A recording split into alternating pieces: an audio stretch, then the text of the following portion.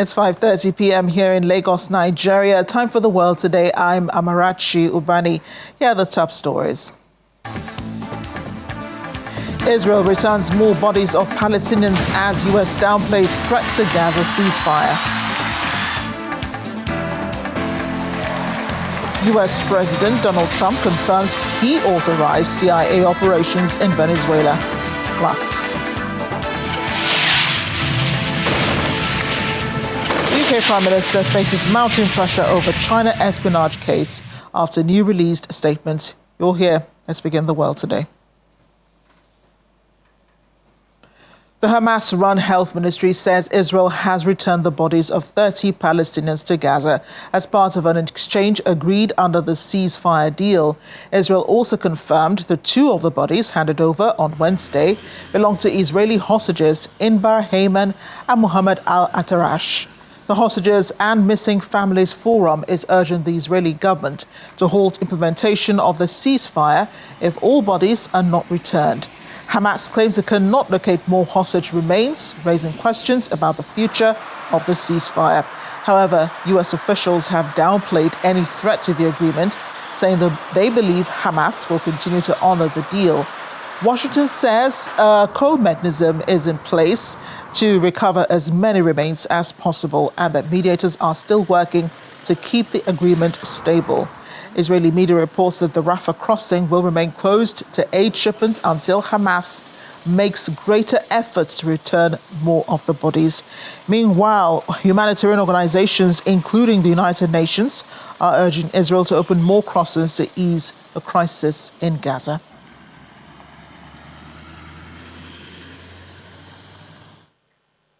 In another development, U.S. President Donald Trump has confirmed he authorized the CIA to carry out covert operations inside Venezuela, a move that has sparked outrage in Caracas. U.S. forces have reportedly conducted at least 5 strikes on suspected drug smuggling vessels in the Caribbean in recent weeks, killing 27 people. United Nations experts have condemned the raids as extrajudicial executions. Speaking at the White House, President Trump said the U.S. is considering further strikes targeting drug cartels in the region. Venezuelan President Nicolas Maduro, whose legitimacy remains contested after last year's disputed election, has called the operations aggressive and illegal and urged Washington to seek peaceful dialogue. Number one, they have emptied their prisons into the United States of America. They came in through the border. They came in because we had an open border policy. And as soon as I heard that, I said, a lot of these countries, they're not the only country, but they're the worst abuser. And they've allowed thousands and thousands of prisoners, mental institution, people from mental institutions, insane asylums, emptied out into the United States. We're bringing them back, but that's a really bad, and they did it at a level that probably not, many countries have done it, but not like Venezuela. They were down and dirty. And the other thing are drugs. We have a lot of drugs coming in from Venezuela, and a lot of the Venezuelan drugs come in through the sea, so you get to see that. But we're going to stop them by land also. U.S. President Donald Trump.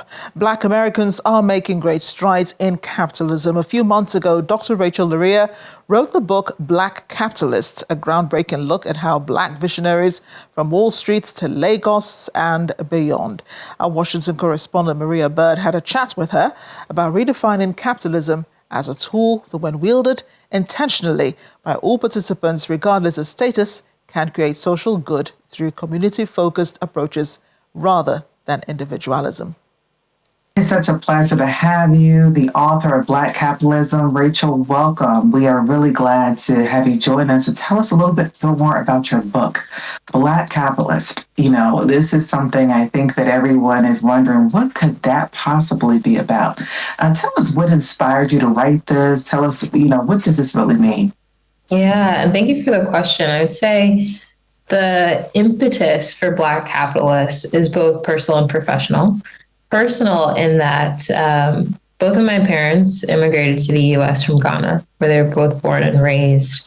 And I grew up in predominantly wealthy white communities.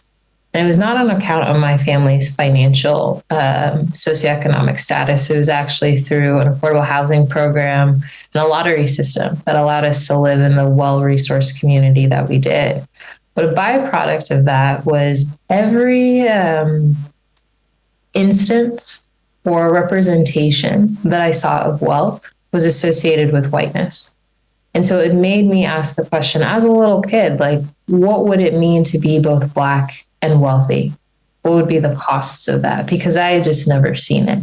And fast forward, the professional impetus for this work really kind of was crystallized for me when I was in grad school, at a time where I was really keen on studying the relationship between race and money and thinking about how Black people can use the tools of the capitalist system that we have today in service of social good in a way that's community forward.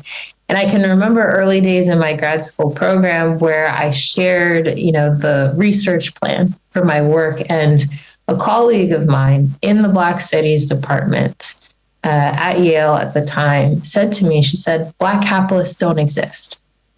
At best, they can be financiers, but they can't be capitalists.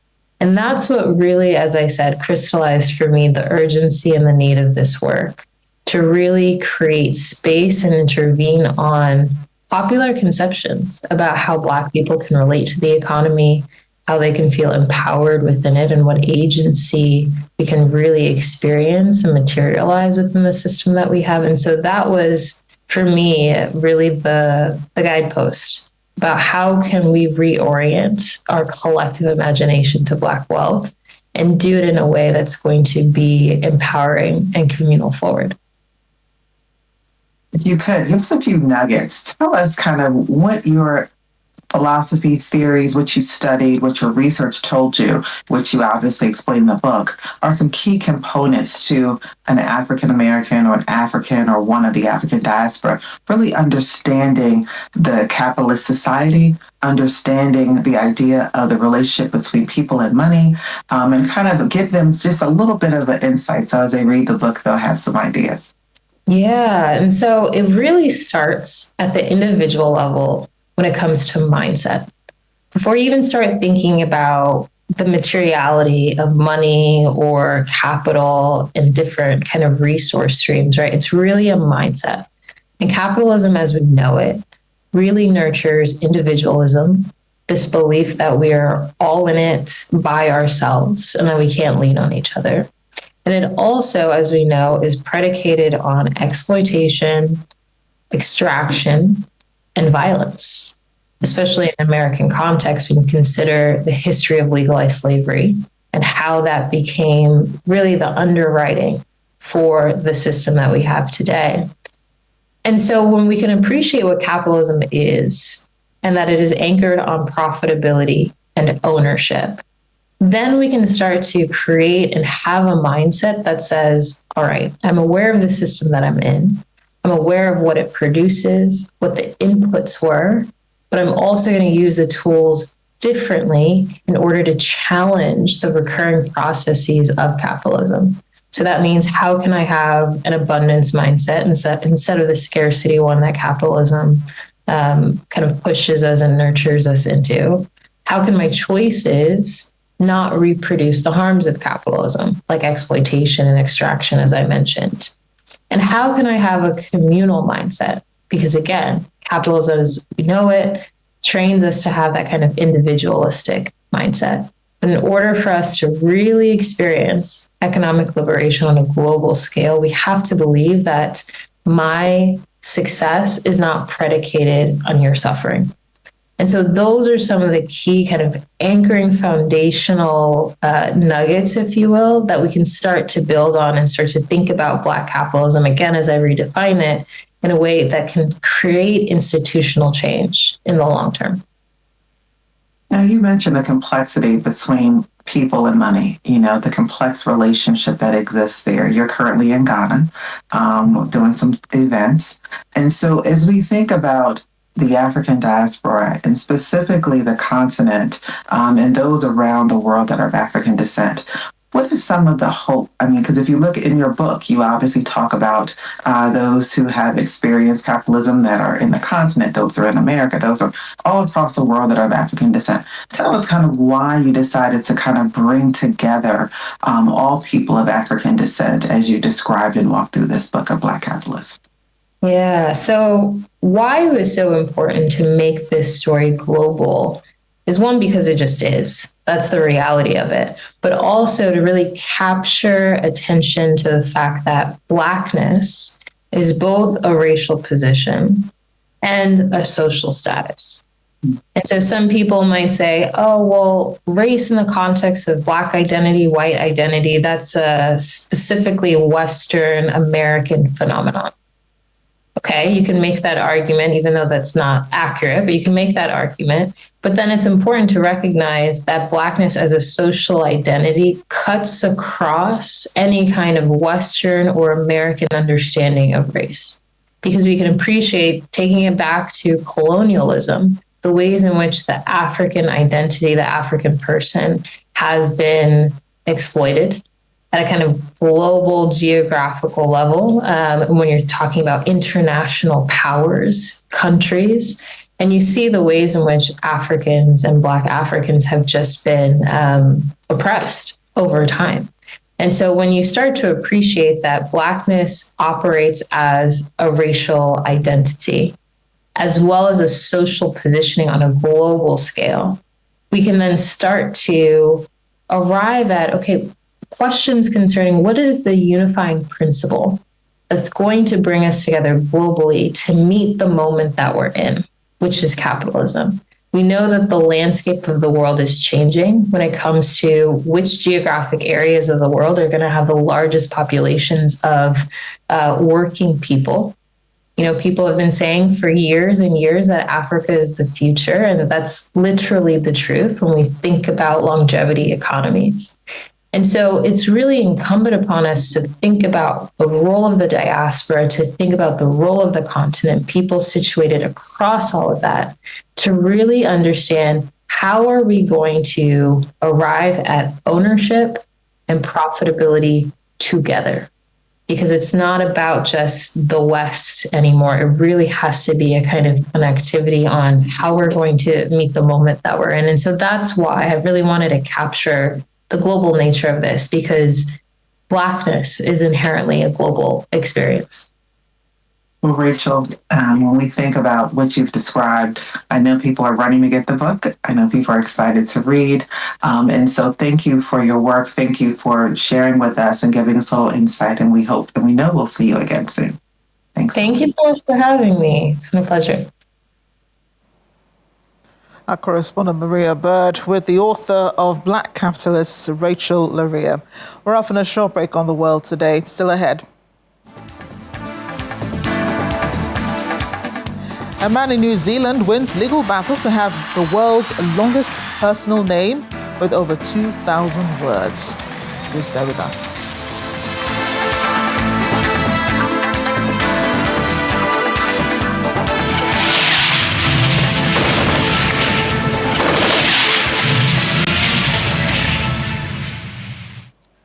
Welcome back. Prime Minister of the UK, Keir Starmer, is facing mounting pressure over a collapsed China espionage case after newly released statements confirmed that Beijing was conducting large-scale spying on the UK.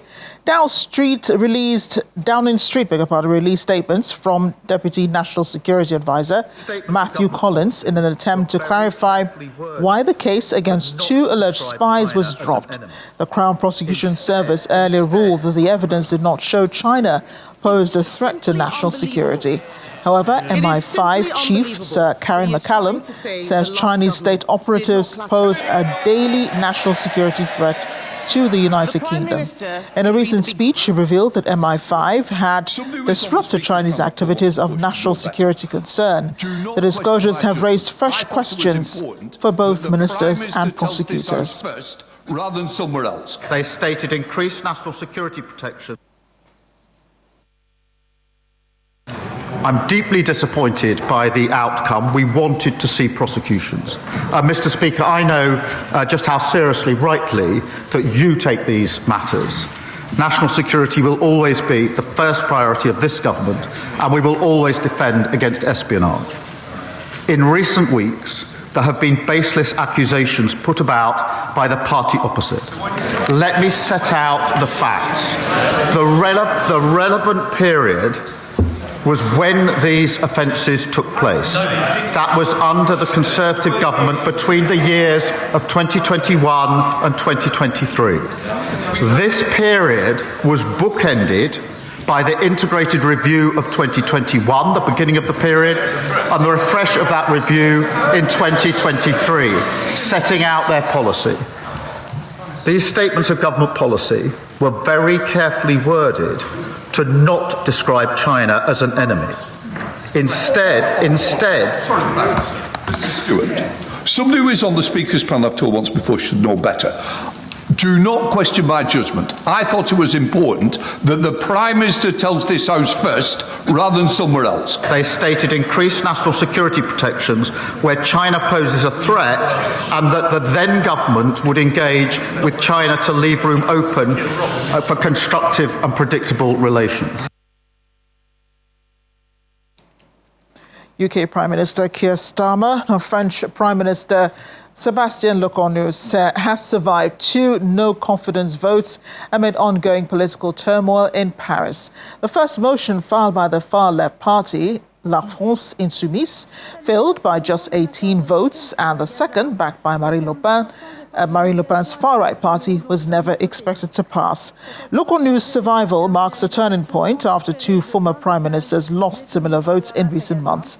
Although his government still faces major challenges, including passing the 2026 budget in a fragmented National Assembly, Lecornu has said he would support suspending President Macron's reforms until after the 2027 presidential election. It's a move the socialists say could win their support in future votes. President Macron's pension reforms continue to divide the country. The measure, which raised the retirement age from 62 to 64, triggered months of strikes and protests.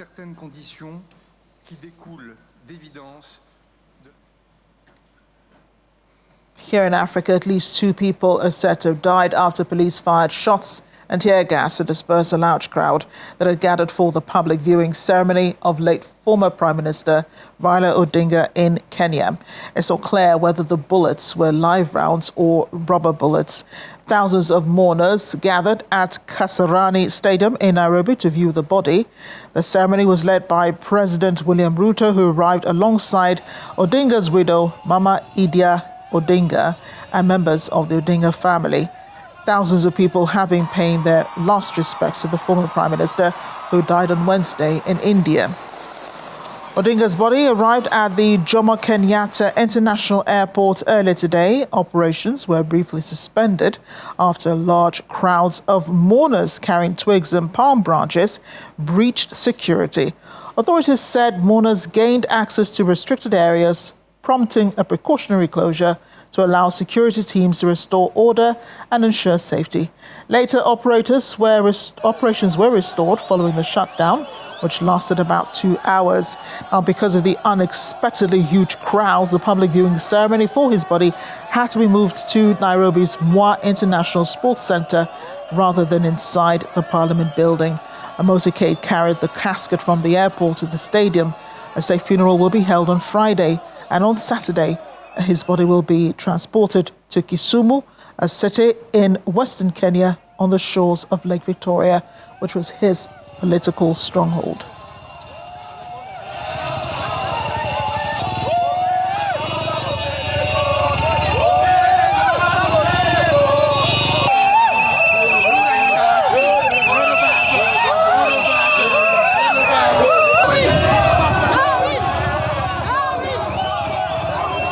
Lawrence, Alon, Alois, Aloysius, Alpage, Alon, Olud, Alwyn, Alexander, Ambi, Ambrosi, Ambrosius, Amius, Amiot, Amius, Anders, Anthony, Antonio 2. You're listening to a New Zealander Page 3. reading out his names. It will 4. take about 20 minutes to read out loud, but the names are about Page 5.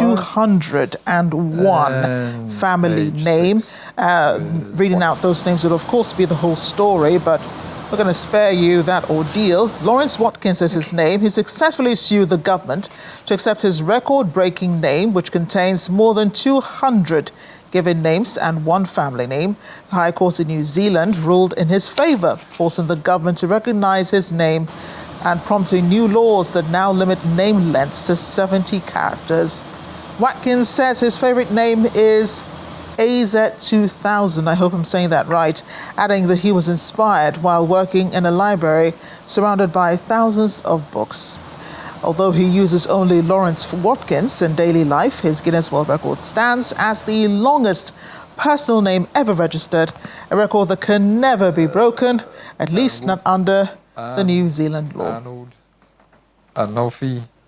I read the Guinness Book of Records from cover to cover, and there was only two sort of things that I could have a hope of beating, because I'm not the tallest man in the world or the fastest, and I got no special talents, so I had to come up with some record that a normal person could beat.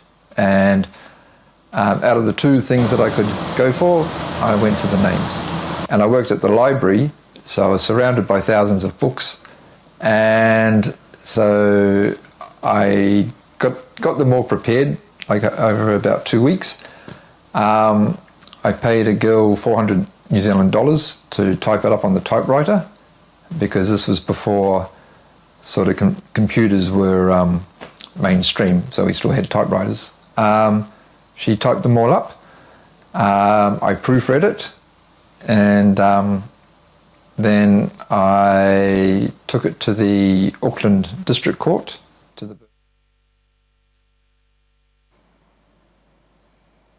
I have so many questions, but it all comes down to why exactly.